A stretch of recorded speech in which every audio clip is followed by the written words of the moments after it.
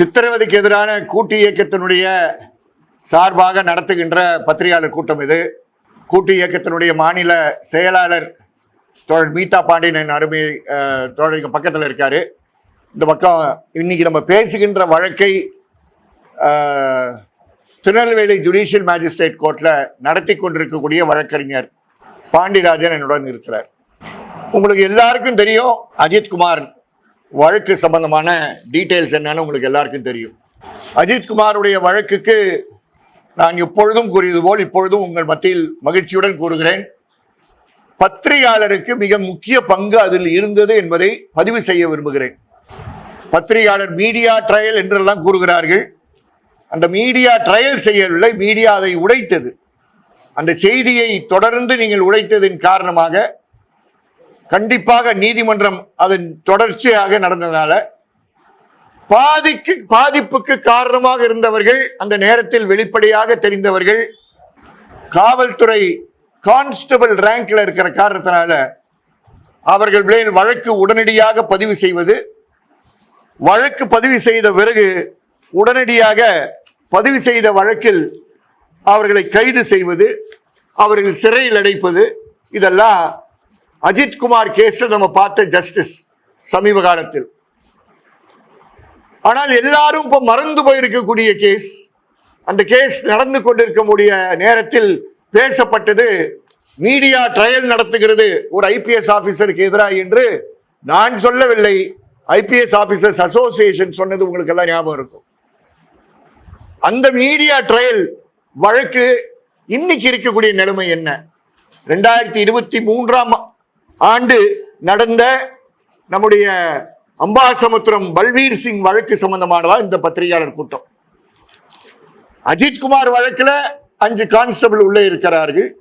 ஆனால் அத்தனை பேருடைய பல்லை பிடுங்கிய பல்வீர் சிங், அவருடன் கூடி inspectors Rajeswari, sub inspectors Abraham Joseph, Murugesh, head constables போன்றவர்களெல்லாம் 4 வித்தியாசமான வழக்குகள் போட்டிருக்கிறார்கள். அந்த வழக்குகள்லாம் 23ஆம் ஆண்டு பதிவு செய்யப்பட்ட வழக்குகள்.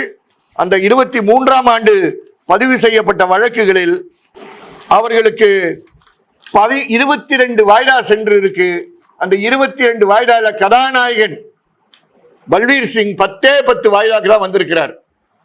அவரை மார்ச் மாதம் 23ஆம் ஆண்டு மாண்புமிகு முதலமைச்சர் அவரை சஸ்பெண்ட் பண்ணது உங்களுக்கு எல்லாருக்கும் தெரியும். ஜனவரி மாதம் 24 அந்த சஸ்பென்ஷனை வித்ரா பண்றார். சஸ்பென்ஷனை வித்ரா பண்ணி அவருக்கு கொடுத்திருக்கக்கூடிய பதவி மார்ச் 24 இருந்து இன்று வரைக்கும் 8th battalion assistant commander. 8th battalion நம்ம என்ன நினைச்சிட்டு இருப்போம், பெட்டாலியன் அசிஸ்டன்ட் கமாண்டர்னா திருச்சியில் இருப்பாரு, மதுரையில் இருப்பான்னு நினைக்கிறோம். 8th பெட்டாலியன் ரொம்ப பாதுகாப்பான இடத்துல இருக்கு. அந்த தமிழகத்துடைய அந்த 8வது பெட்டாலியன் இருக்கக்கூடிய இடம் டெல்லி. அப்போ ஒரு ஐபிஎஸ் ஆபீசர் குற்றவாளியா இருந்தா அவரை பாதுகாப்பதற்கு, பொதுமக்கள் கண்ணில் இருந்து மறைப்பதற்கு, அவர்கள் வெளியே யாரும் அதை பற்றி பேசாமல் படிப்படியாக மறந்து விடுவார்கள் என்ற எண்ணத்துடன் அவரை கொண்டு போய் தமிழக அரசு வைத்திருக்கக்கூடிய இடம் தீஹார் ஜெயில்.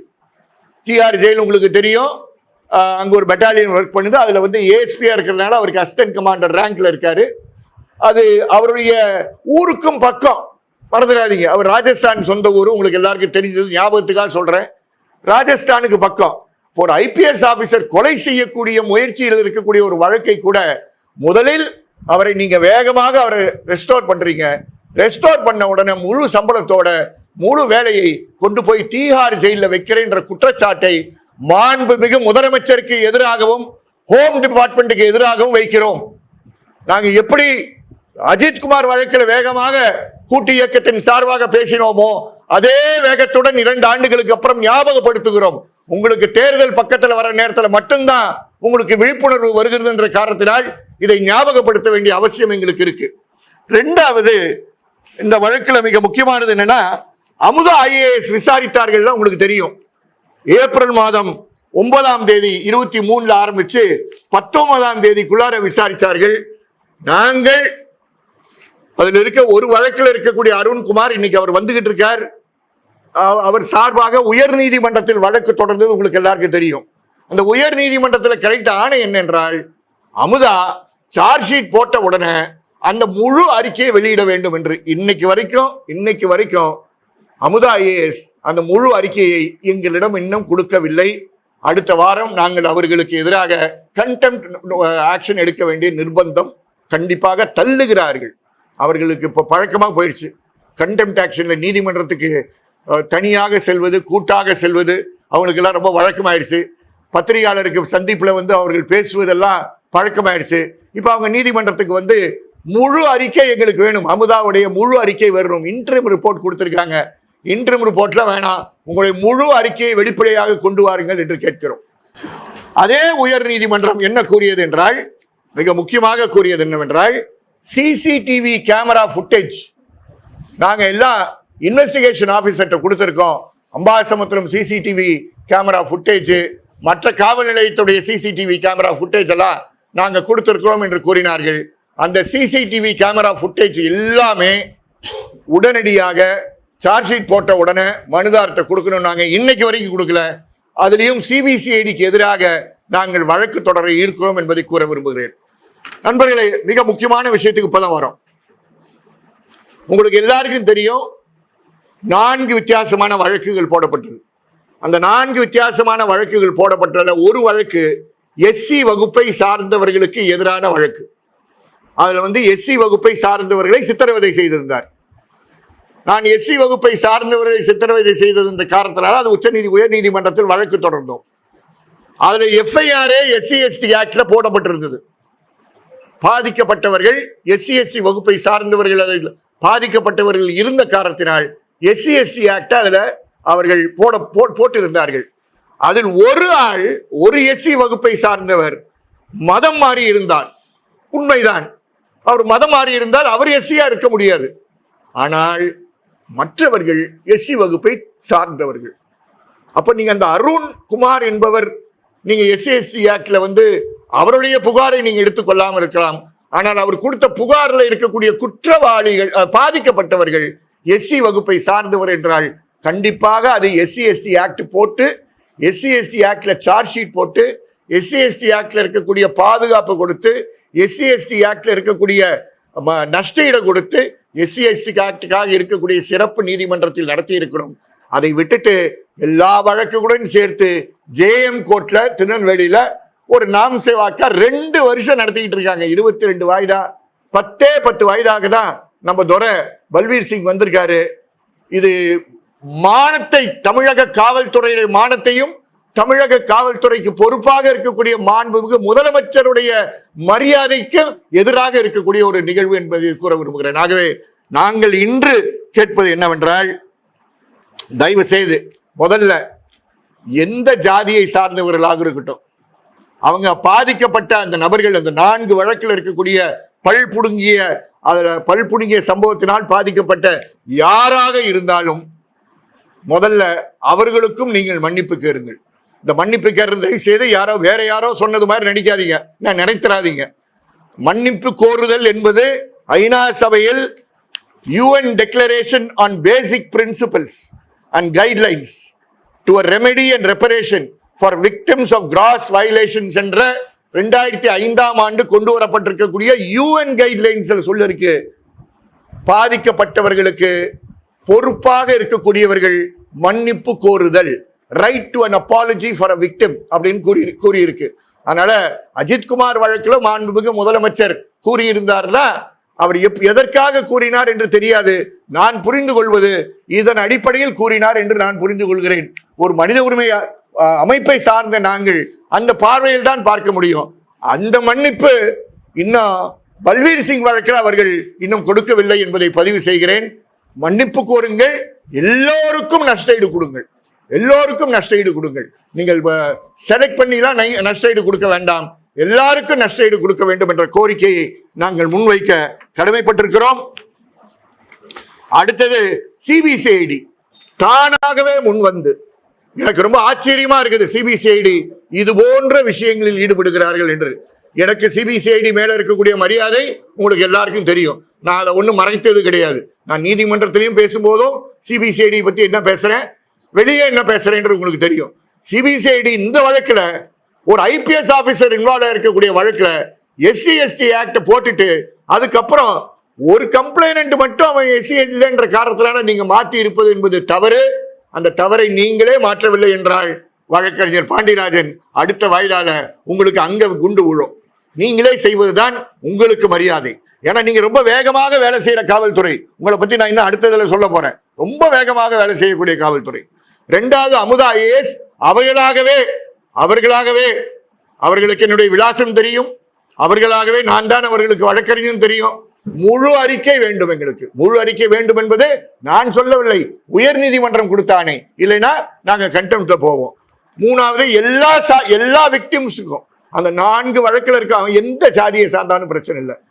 மனித உரிமை மீறலால் கொடூர சித்திரவதையால் பாதிக்கப்பட்டால் அவர்களுக்கு நீங்கள் என்ன நஷ்டஈடு கொடுக்க வேண்டுமோ நீங்கள் கண்டிப்பாக முன்வந்து நஷ்டஈடு கொடுக்க வேண்டும் என்பதை இந்த நேரத்தில் பதிவு செய்கிறேன். உங்களுக்கு அஜித்குமார் வழக்குல உங்களுக்கு கண்கள் கூசியது, பிரஸ் ஹைலைட்டு, மூவ்மெண்ட் வந்ததுன்ற காரணத்தினால் நீங்க கொடுத்திருக்கீங்க. அம்பாசமுத்திரம் வழக்கு மறந்து போய்விட நாங்கள் மறக்கவில்லை என்பதை பதிவு செய்வதற்காக above cost beyond cost SC/ST act மட்டும் பார்க்காதீங்க, எல்லாருக்கும் நஷ்டஈடு கொடுக்க வேண்டும். அதை வேகமாக இந்த மல்டிபிள் இந்த 31 வழக்கு உங்களுக்கு தெரியும், சித்திரவதை, காவல் நிலைய மரணங்கள், இதுல ஏற்பட்டிருக்க வழக்குகள் எல்லாத்திலையும் நீங்கள் 176 1A பழைய என்கொயரி இப்போ 196ல பல மேஜிஸ்ட்ரேட்ஸ் இன்னும் முடிக்கவில்லை. பல மேஜிஸ்ட்ரேட் முடிக்காம இருக்காங்க. அதை கண்டிப்பாக ஹைகோர்ட் ரெஜிஸ்ட்ராரும் ஸ்டேட் லீகல் சர்வீசஸ் அத்தாரிட்டி அதை கண்காணிக்க வேண்டும் என்று கேட்கிறோம். நீங்க 176 என்கொயரி மேஜிஸ்ட்ரேட் இப்போ அஜித்குமார் வழக்கில் அவர் மோரலஸ் முடிச்சிட்டார். ஏன்னா உயர் நீதிமன்றம் பார்த்துட்டு இருந்தது.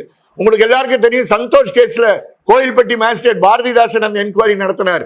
அது எத்தனை பக்கம் வந்ததுலாம் உங்களுக்கு தெரியும், ஞாபகத்துக்காக தான் சொல்றேன் நான். அதே போல் இங்க முடிச்சிருக்காரு, நம்முடைய திருப்போணம் மேஜிஸ்ட்ரேட் முடிச்சிருக்காரு. ஆனால் இந்த 31 வழக்கில் பல வழக்குகள்ல இந்த 176 என்கொயரி முடியல. எப்படி ஸ்பெஷல் கோர்ட் MP MLAக்கு ஸ்பெஷல் கோர்ட் வைக்கிறீங்களோ எங்களுக்கு ஆட்சேபனை கிடையாது. நல்ல ஸ்பெஷல் கோர்ட் வைங்க, வேகமாக நடத்துங்க, க்ளோஸ் பண்ண கேஸை கூட தட்டி எழுப்புங்க. எலெக்ஷன் நேரத்தில் இன்னும் நிறைய பேர் வைத்தால போற மாதிரி ஏற்பாடு பண்ணுங்க, எங்களுக்கு எந்த பிரச்சனையும் கிடையாது. ஆனால் மனித உரிமை வழக்குகள் இருக்கும் பொழுது சித்திரவதைக்கான ஒரு சட்டம் இல்லைன்னா கூட அதுல ஒரு மனித உரிமை மீறல் வந்திருக்குன்னு தெரிஞ்சால் மாவட்டத்தில் இருக்கக்கூடிய டிஸ்ட்ரிக்ட் ஹியூமன் ரைட்ஸ் கோர்ட்ல அந்த வழக்குகளை வேகமாக டே டு டே பேசிஸ்ல, அது தனியா போட்டாங்க, கவர்மெண்ட் போட்டாங்க, இதெல்லாம் எங்களுக்கு தேவையில்லை. மனித உரிமை மீறல் சார்ந்த வழக்குகள் இருந்தா டிஸ்ட்ரிக்ட் ஹியூமன் ரைட்ஸ் கோர்ட்ல போட்டு நல்ல அனுபவமிக்க எக்ஸ்பீரியன்ஸ் குற்றவியல் மூத்த வழக்கறிஞரை, அனுபவம் உள்ள வழக்குகளை வழக்குக்கு வழக்கு நீங்கள் மாற்றுங்கள். உங்களுடைய கட்சியை சார்ந்தவர்களை மட்டும் நீங்கள் அரசு வழக்கறிஞராக அந்த வழக்குகளை போடாதீங்க. அது அவங்களுக்கு எம்பாரஸ்மெண்ட். காரணம் அவங்க இது போன்ற குற்றம் செய்தவர்களை பாதுகாக்க வேண்டிய ஒரு நிர்பந்தம் ஏற்படும் என்பதை கூறி இதுதான் ஜாக் சார்பாக பல்வீர் சிங் வழக்கை நீங்கள் வேகமாக கொண்டு செல்ல வேண்டும். பல்வீர் சிங்கை நீங்கள் பதவியில வைக்கணும்னா நீங்க தைரியம் தான் தமிழ்நாட்டில் வைங்க, கொண்டு போய் மறைவா TR ஜெயில அவன் ஊருக்கு பக்கத்துல நீங்க வச்சீங்கன்னா மக்கள் என்ன பேசுவார்கள், அததான் மக்கள் என்ன பேசுவார்கள் தான் நேற்று ஒரு காலை ஒரு DSP பேசியிருக்கார். அவர் பேரெல்லாம் உங்களுக்கு தெரியும், சுந்தரேசன் பேசியிருக்காரு. உன்னுடைய மாலையில அவரை சஸ்பெண்ட் பண்ணியிருக்கீங்க. அந்த சுந்தரேசன் கேஸ் சாதாரண கேஸ்ன்னு யாரும் நினைச்சிடாதீங்க. அந்த சுந்தரேசன் சும்மா சாதாரண மனிதன் நினைக்காதீங்க. நாங்க சுந்தரேசனை பத்தி இது வரைக்கும் பேசாமல் இருந்தது காரணம், அவர் ஒரு முக்கியமான வழக்குல விசாரணை அதிகாரியாக இருந்தார். நாங்கள் சம்பந்தப்பட்டிருக்கக்கூடிய ஒரு வழக்கில் அவர் விசாரணை அதிகாரியா இருந்தால் நாங்கள் அவரை பற்றி பேசுவது தவறாக இருக்கும் என்ற காரணத்தினால்தான் அந்த நேரத்தில் நாங்கள் பேசவில்லை. அந்த முக்கியமான கேஸ் என்னவென்றால், சமீபத்தில் பேசப்படுகின்ற மதிமுகவில் நடக்கக்கூடிய விஷயங்கள் சார்ந்து பேசப்படுகின்ற வளையாபதியுடைய சித்திரவதை வழக்கு.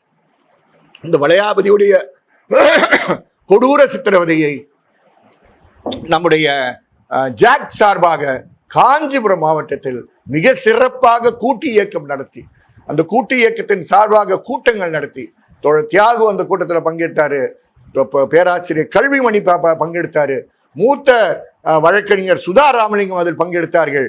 நானும் அங்கே பங்கெடுத்தேன். ஆசீர்வாதம் அதை ஒருங்கிணைத்துக் கொண்டு பணிகள் செய்தார். இந்த அருமையான கூட்டு வழியின் காரணமாக தான் அங்கே அந்த வளையாபதி மட்டுமல்ல, பிரபு இவர்கள் இருவர் மேல் கொடூர சித்திரவதை இன்னொரு ஐபிஎஸ் ஆபீசர் உதயகுமார் செய்தார் என்று நான் சொல்லவில்லை, நாங்கள் சொல்லவில்லை. எஸ்ஹெச்ஆர்சி மாநில மனித உரிமை ஆணையத்தில் டிஎஸ்பியாக பணி செய்த சுந்தரேசன் கூறினார். அவருடைய முடிவு அது. அந்த முடிவை மாநில மனித உரிமை ஆணையத்தினுடைய தலைவர் ஏற்று இந்த வழக்கு அந்த அவருடைய முடிவில் எனக்கு கருத்து வேறுபாடுகள் இருக்கா. ஆனா அவங்க முடிவு என்னன்னா, சிபிசிஐடி அதை விசாரிக்க வேண்டும் என்று கூறி இப்போ 9 மாசம் ஆச்சு. 9 மாசம் ஆச்சு.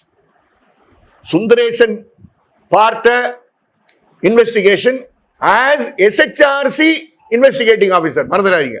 அவர் இப்போ பேசுறது மயிலாடுதுறைன்னு பேசுறாரு. அதுக்கப்புறம் அவர் டிரான்ஸ்பர் ஆயிட்டார். அவர் அங்கே SHRCல இன்வெஸ்டிகேட்டிங் ஆபீசரா இருக்கும் போது அவர் செய்த வழக்கு தான் இந்த வளையாபதி பிரபுவுடைய கொடூர சித்திரவதை. 2 பேரும் உயிரோட இருக்காங்க. நான் அந்த பழைய இன்டர்வியூஸ்ல, அஜித்குமார் இன்டர்வியூஸ்ல பேசும்போது உங்களுக்கு எல்லாம் பார்த்துருப்பீங்க, ட்ரோமேட்டிக் ரேடியோ மயாலிசிஸ்ன்னு பேசியிருப்பேன். அந்த ட்ரோமேட்டிக் ரேடியோ மயாலிசிஸ்ல பாதிக்கப்பட்டவர்கள் தான் பிரபுவும் வளையாபதி என்பதை கூற. இவங்க 2 பேருக்கும் பலமுறை வெள்ளூர் மெடிக்கல் காலேஜ் ஹாஸ்பிட்டலையும் செங்கல்பட் மருத்துவமனையிலையும் டயாலிசிஸ் செஞ்சதின் காரணமாக தான் இன்று அவர்கள் உயிரோடு இருக்காங்க. நான் எப்பொழுதும் சொல்லுவேன், ஜெயராஜ் பெனிக்ஸ் இறக்கக்கூடியவர்கள் கல்ல, அவர்கள் பாதுகாக்கப்பட்டிருக்கலாம். அவர்களுக்கு டயாலிசிஸ் இமீடியட்டா அந்த சரவணன் மேஜிஸ்ட்ரேட் அனுப்பியிருந்தார். இப்ப சுந்தரேசன் இந்த வழக்கை தான் விசாரித்தார். சுந்தரேசனுடைய வழக்கினுடைய விசாரணையை பேஸ் பண்ணி தான் SHRC ஆர்டர் போட்டுச்சு.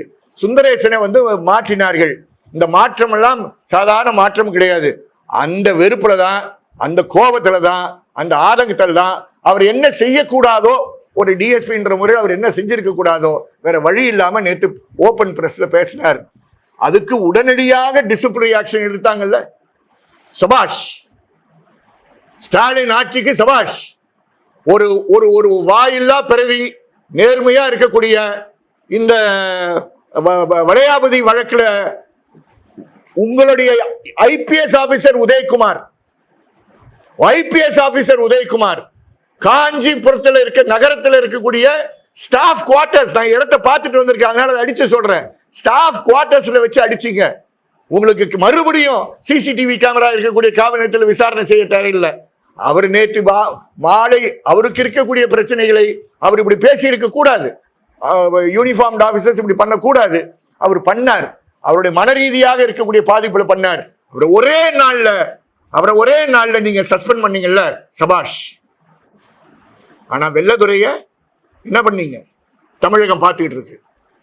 வெள்ளதுரை என்ன பண்ணீங்க? கரெக்டா இத்தனை கொலைகள் செய்த வெள்ளதுரையை, நீதிமன்றம் தண்டித்திருக்கக்கூடிய வெள்ளதுரையை, அவரை இறுதி நாள்ல கரெக்டா அவருடைய ரிட்டையர்மெண்ட் அன்னைக்கு அவரை நீங்க கூட்டிட்டு போய் சஸ்பென்ஷனை ரிவோக் பண்ணீங்க. நான் இப்ப கேட்கிறேன், ஸ்டெர்லைட் வழக்கில் இருக்கக்கூடிய ஒரு கலெக்டர், 3 தாசில்தார், 17 போலீஸ் அதிகாரிகள், இவர்கள் மேல் வருஷம் எத்தனை ஆச்சு? 7 வருஷம் ஆச்சு. அறிக்கை, அருணா ஜெகதீஷனுடைய அறிக்கை எத்தனை வருஷம் ஆச்சு? 3 வருஷம் ஆச்சு. 3 வருஷம் ஒருத்தனை கூட ஒரு ஆள் மேல கூட உங்க டிசிப்ளினரி ஆக்ஷன் முடியல. நாங்க ஏதோ கதை சொல்லவில்லை. அவர்களுடைய டிசிப்ளினரி ஆக்ஷனுடைய பட்டியல் என்கிட்ட இருக்குங்க. அவங்களுடைய டிசிப்ளினரி ஆக்ஷனுடைய பட்டியல் இருக்கு. ஒவ்வொரு ஆளுக்கும் என்ன நிலையில இருக்குன்றது என்கிட்ட இருக்கு. அதனால உங்களுக்கு சுந்தரேசன் ஒரு டிஎஸ்பி கிடைச்சா, அந்த சுந்தரேசன் டிஎஸ்பி ஒரே நாள்ல நீங்க சஸ்பெண்ட் பண்ண தயாரா இருக்கீங்க. ஆனா உங்க டிஜிபி ரேங்க்ல இருக்கக்கூடிய, மற்ற எல்லா ரேங்க்ல இருக்கக்கூடிய ஸ்டெர்லைட் சார்ந்த அபிஷியல்ஸ், நான் நீதிமன்றத்தில் வழக்கு நடத்துவதை பத்தி கேட்கல.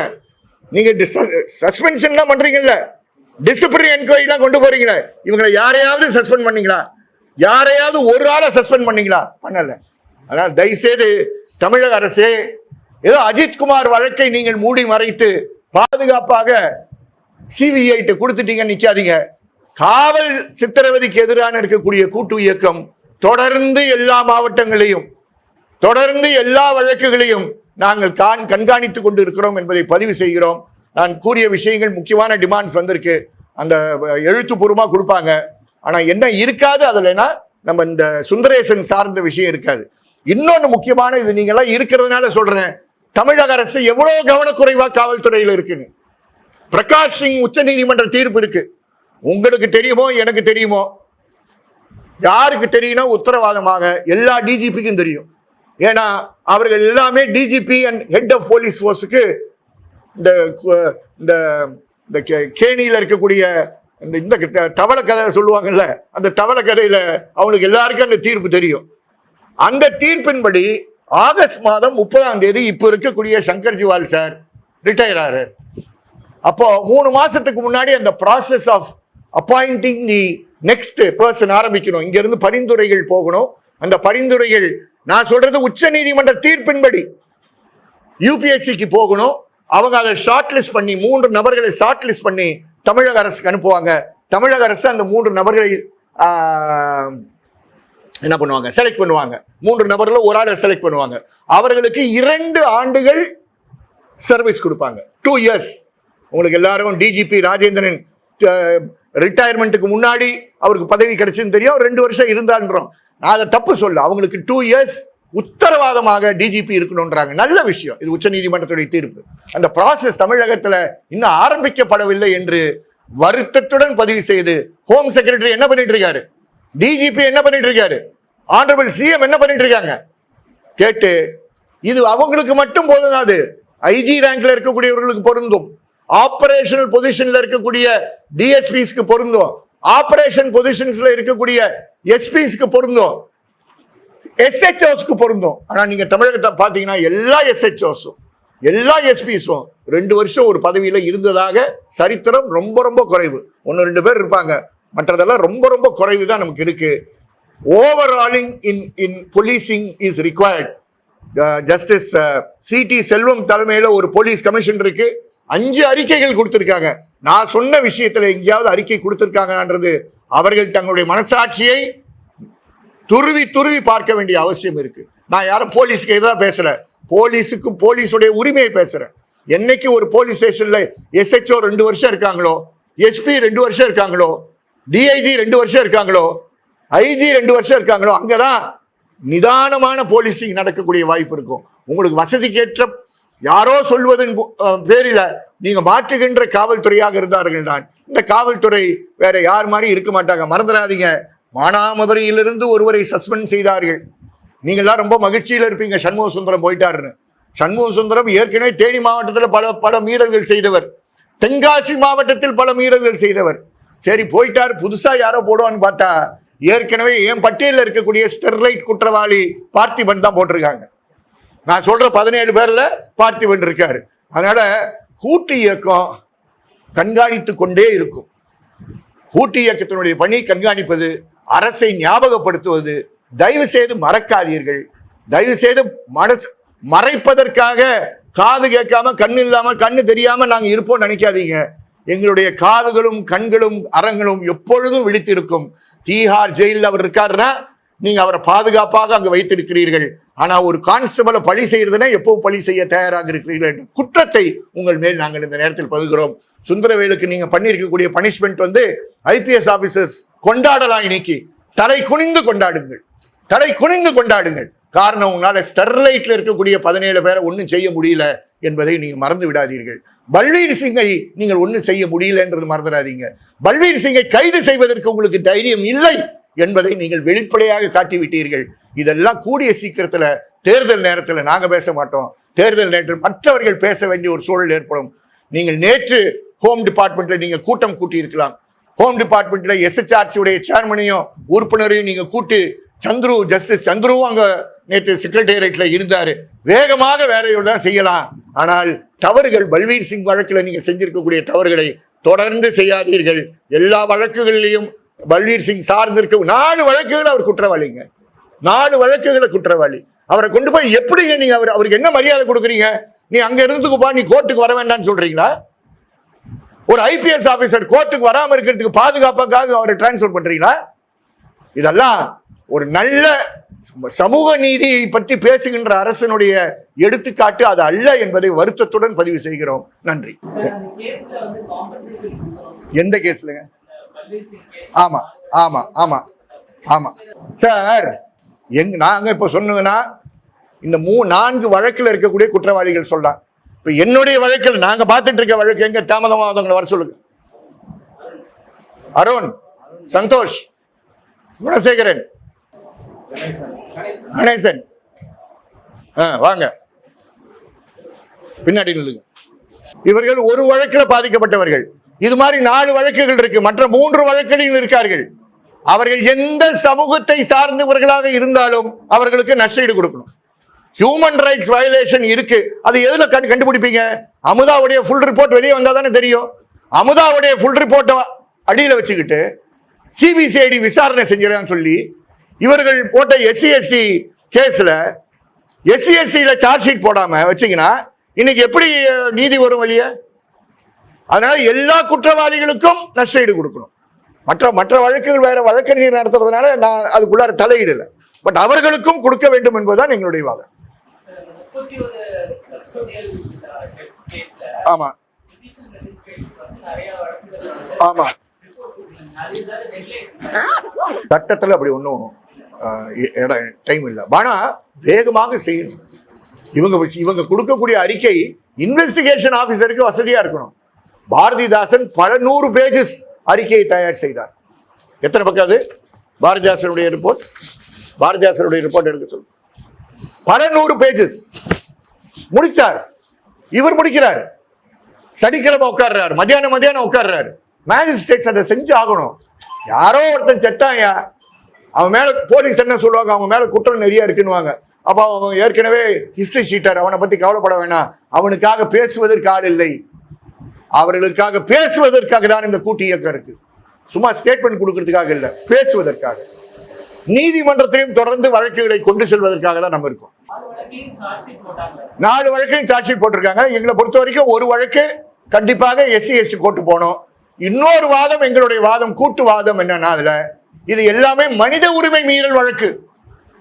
ஒரு ஐபிஎஸ் ஆபீசர் மற்றவர்களை கட்டளையிட்டு கமாண்ட் அண்ட் ரெஸ்பான்சிபிலிட்டி. நான் நீதிமன்றத்தில் பேசும்போது நீங்க கேட்டிருப்பீங்க, principle of command and responsibility.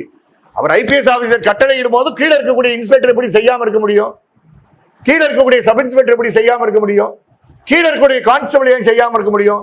அவருடைய கன்மேன் சதாம் ஹுசைன் அவன் எதுக்கு செய்யாம இருக்க முடியும்? அதனால அவர்கள் அதுல சேர்க்கப்பட்டிருக்கிறார்கள்.